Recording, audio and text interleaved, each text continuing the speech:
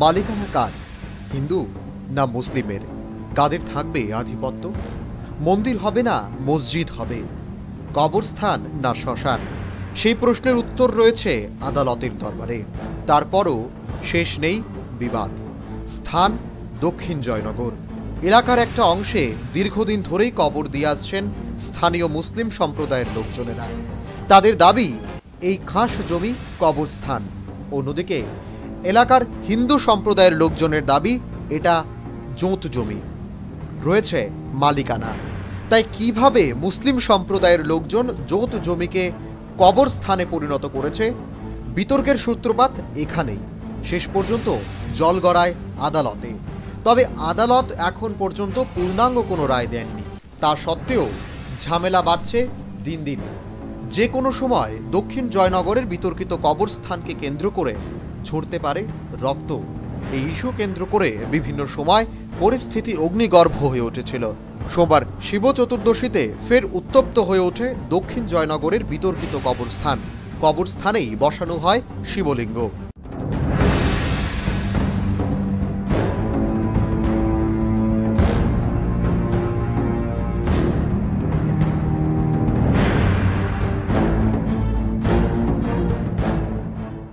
এলাকার পরিস্থিতির ভয়াবহ আঁচ করে দক্ষিণ জয়নগরে ছুটে যায় অরুন্ধতিনগরের পুলিশ। ঘটনার অন্তর্তদন্ত শুরু করে প্রশাসন। বেরিয়ে আসে রহস্য। পুলিশের তথ্যানুযায়ী এই ঘটনার পেছনে মূল মাস্টার মাইন্ড এলাকার বাসিন্দা প্রদীপ দাস।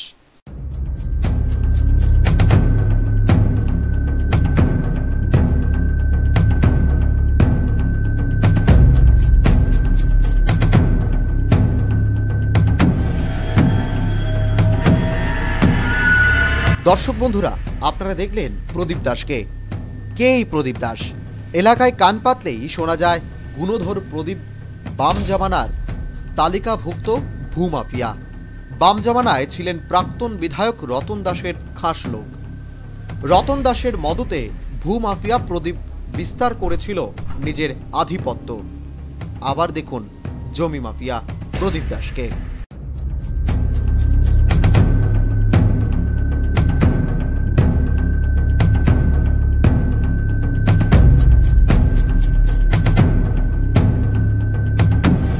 কি বলছে ভূমাফিয়া প্রদীপ দাস, শুনে নিন আপনারা।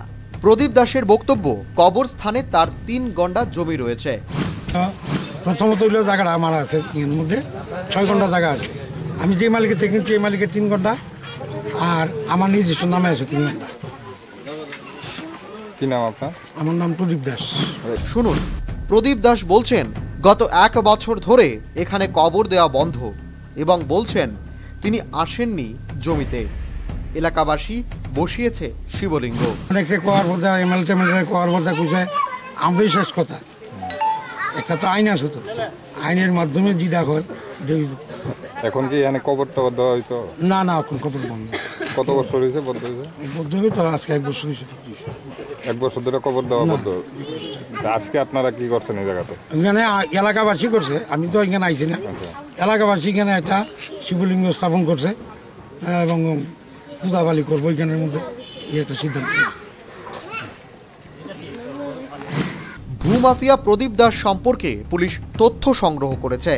এলাকায় সাম্প্রদায়িক উত্তেজনা ছড়ানোর পেছনে বাম জামানার জমিদস্যু প্রদীপ দাস জড়িত। এ সমস্ত সব তথ্য রয়েছে পুলিশের কাছে। রাজ্যের রাজনৈতিক পট পরিবর্তনের পর বাম জামানার লাল হরিণ প্রদীপ গা ভাসিয়েছে গেরুয়া শিবিরে। এখন গেরুয়া নামাবলী গায়ে জড়িয়ে বিশ্ব হিন্দু পরিষদকে কালিমালিপ্ত করছে। পুলিশ সংগ্রহ করেছে এই সংক্রান্ত তথ্য। খবর অনুযায়ী আগামী কিছুদিনের মধ্যে প্রদীপ দাসের বিরুদ্ধে এডিনগর থানার পুলিশ নাসা আইন প্রয়োগ করতে পারে। এরপরই জমিদস্যু প্রদীপের বিরুদ্ধে আইনি ব্যবস্থা নেবে পুলিশ প্রশাসন। Bureau report, news vanguard.